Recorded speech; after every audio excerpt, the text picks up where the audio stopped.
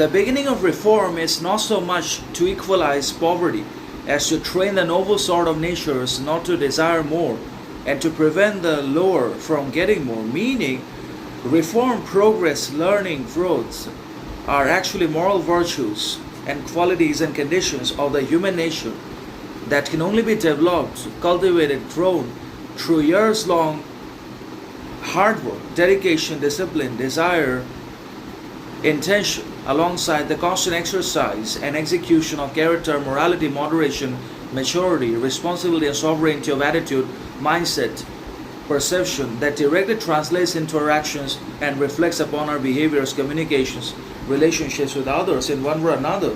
So, reformation, growth, learning to our existing qualities or to develop new ones is always going to be difficult, hard, chaotic, and tough for each and everyone in the world, no matter who they are, what they represent, or what they become. What they own does not matter.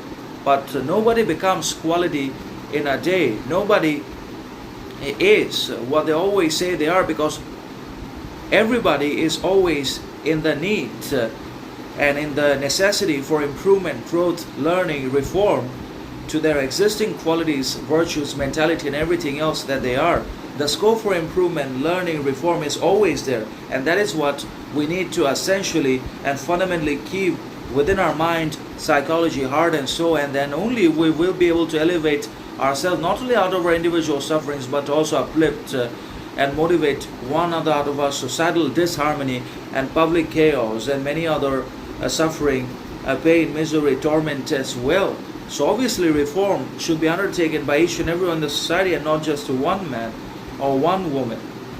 And obviously reform is difficult because it requires and demands of us to control, moderate, and ease our desires, wants, fantasies, wishes. Because if we don't control our desires, then we are going to be overwhelmed, overtaken, overridden, overpowered by not only our internal desires but also by other people's public judgment, opinion, thought, analysis all the time.